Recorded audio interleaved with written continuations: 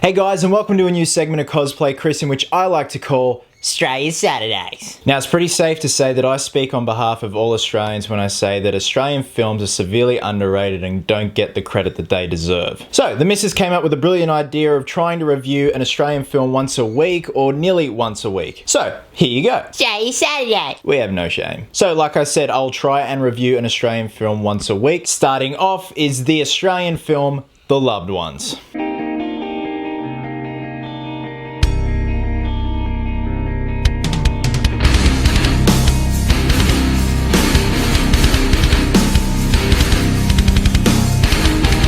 So, The Loved Ones is a 2009 Australian horror / comedy / black humour. It's a mixture of horror and comedy. Yeah, let's just go with that. Anyway. So yes, The Loved Ones is directed by Sean Byrne and stars Twilight's Xavier Samuel as Brent. Now, before I start this review, I'd just like to let everyone know that this movie was the biggest case of don't ever judge a book by its cover, or a movie by its cover. Same shit. When this movie came out in Australia in 2009, I saw the poster rolling by on the side of buses, at bus stops, on billboards, and I thought it was a vampire movie. I don't know, look at Xavier Samuel's face. He looks like he's a vampire that's just drank someone's blood. I don't know, the way the font of the title of The Loved Ones, I'm like, oh, it's just another fucking rip-off of Twilight. Which is pretty ironic because Xavier Samuel went on to do Twilight.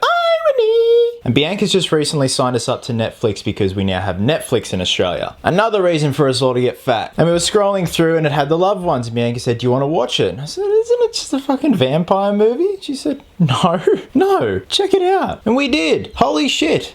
Was I wrong? Now, like I said, Xavier Samuel plays Brent, and this is a spoiler-free review because this movie has a terrific little story, so I don't want to give anything away. But the character of Brent suffers a really severe tragedy in his teenage years, so he's left dark and brooding, even though he kind of already is a dark and brooding teenager. You know, the type that's all like, my life is a black abyss. You know, they always do the fringe correction.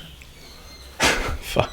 So he's kind of a loner, but not at the same time. I guess you could just say he's a severely reserved teenager as a consequence of this tragedy happening. So much so that he doesn't really even open up to his girlfriend Holly, played by Victoria Thane.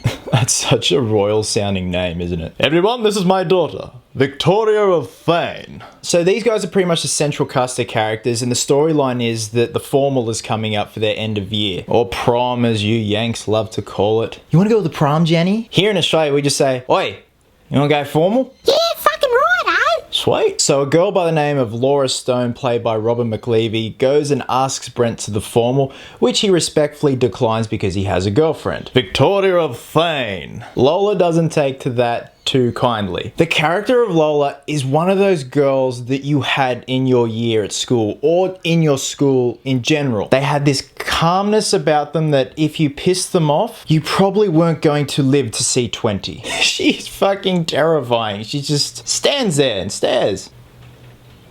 So as Brent, being the brooding teenager, spits the dummy because he has a falling out with his mum, goes for a run in the bush just to let off some steam. As he's sitting there enjoying the view, reflecting on his thoughts, a mysterious figure comes up behind him and hits him with chlorophyll? I always get them confused.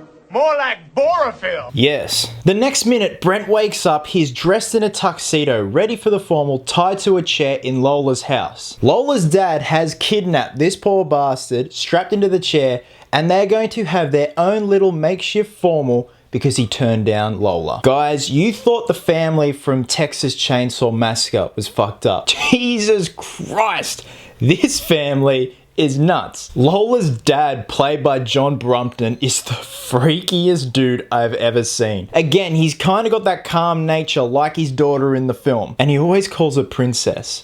Oh yes, princess. And I swear to God that there is some incest going on between the two, so that just makes this movie a whole new level of fucked up. And of course, being a full-on Australian horror film, you gotta have some torture scenes. And good lord, did I squirm ever so much. And what I like about this film is you get so invested in these characters, whether they're good or bad, it leaves you pretty much the whole time like this. Guys, the whole time I was on the edge of my seat, trying to see how Brent is going to get out of this situation. Moral of the story is, don't ever turn down the weird girl for the formal at school. Guys, I want to say a lot more about this movie and the story, but I can't because the twist and the plot are so well written, you don't expect it at all. I just highly recommend that you guys watch it yourselves and see the amazing plot twist at the end. It's simple, yet it leaves you going, oh, that was clever. And whilst Brett is strapped down, Lola pulls out a scrapbook with previous boyfriends. So this isn't the first time her and her dad have done this before. And there's this creepy old woman that sits at the table with him too and just stares.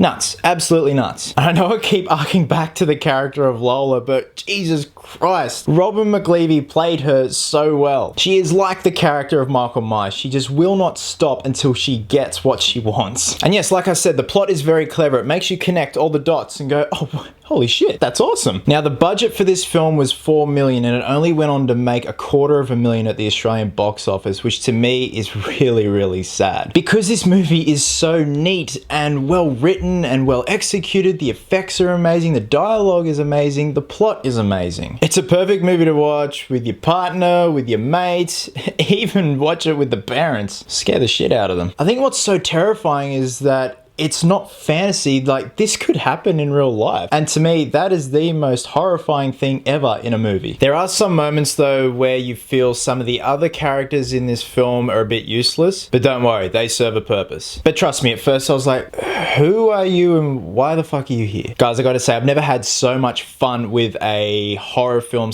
/ black comedy. It left me on the edge of my seat the whole way through. Like, I'm talking like nail-biting shit. The Loved Ones is on Netflix, so I recommend go watching it right now because it is severely underrated. It's a perfect example of a severely underrated film, and for me, a perfect example of never judge a movie by its cover. So with that, I'm giving The Loved Ones 4.5 geeks out of 5. So if you guys have seen The Loved Ones, or when you do see The Loved Ones, please leave a comment below and let me know what you thought. Did it take you completely by surprise? Did you like the storyline and the plot twist? As always, thanks very much for watching and your amazing continuing support, guys. And until next time, geeks, always remember, cosplayers do it best.